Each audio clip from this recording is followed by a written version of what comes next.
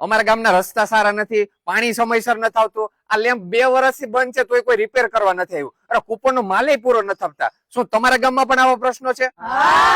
આની પાછળનું મુખ્ય કારણ છે ગ્રામ સભા. શું તમને ખબર છે ગામમાં ઓછામાં ઓછી કેટલી વાર ગ્રામ સભાનું આયોજન કરવું પડે? કેટલા લોકો ઓછામાં ઓછા હાજર હોય તો જ ગ્રામ સભા મંજૂર થાય? ગામ લોકોને કેટલા દિવસ પહેલા જાણ કરવી પડે તમને ખબર છે? કે પછી તમારા ગામમાં બંધ બારણે ગ્રામ સભાનું આયોજન કરી ઓળખીતા સભ્યોની સહી લઈ અને ગ્રામ સભા મંજૂર કરવામાં આવે છે? આ બધી માહિતીની તો આપણે ખબર નથી ને આપણે કહે કે ગામનો વિકાસ થતો નથી. એટલા માટે જ આ વિડીયો બનાવે છે અને ખાસ કરીને દરેક ગામના યુવાનોને મારી નમ્ર વિનંતી છે કે આજે જ એવી અરજી લખો, સરપંચ અને મંત્રીને અનુલક્ષીને તેમજ તાલુકા વિકાસ અધિકારીને અનુલક્ષીને એવી અરજી લખો કે જેમાં એવું લખ્યું હોય કે અમારા ગામની આવતી ગ્રામ સભાનું જ્યારે પણ આયોજન હોય ત્યારે મને વ્યક્તિગત જાણ કરવા વિનંતી. તો તમારી ગ્રામ સભા પહેલા તમને જાણ કરવામાં આવશે. ગુજરાત પંચાયત અધિનિયમ 1993 મુજબ દરેક ગામમાં વર્ષમાં ઓછામાં ઓછી 2 ગ્રામ સભાનું આયોજન ફરજિયાત હોય છે. આ ઉપરાંત મંત્રીએ 7 દિવસ પહેલા ગ્રામ સભાની જાહેરાત કરવી પડે છે અને ગ્રામ સભામાં ઓછામાં ઓછા 50 સભ્યો અથવા તો ગામના મતદારોની સંખ્યાના 10% બંનેમાંથી જે ઓછું હોય એટલા મિનિમમ સભ્યોની હાજરી ફરજિયાત હોય છે. નહીતર આ ગ્રામ સભા માન્ય ગણવામાં આવતી નથી, એટલે કે એ ગ્રામ સભાની ગણપૂર્તિ ગણવામાં આવતી નથી. આ ગ્રામ સભામાં કોઈ પણ વિકાસલક્ષી કાર્યનો નિર્ણય લઈ શકાતો નથી. આ ઉપરાંત ગામમાં ઘણીવાર વિશેષ ગ્રામ સભાનું આયોજન કરવામાં આવે છે, એટલે કે ગામમાં કોઈ ઇમરજન્સી આવી અથવા તો માની લો કે ડિમોલેશન જેવું કઈ આવ્યું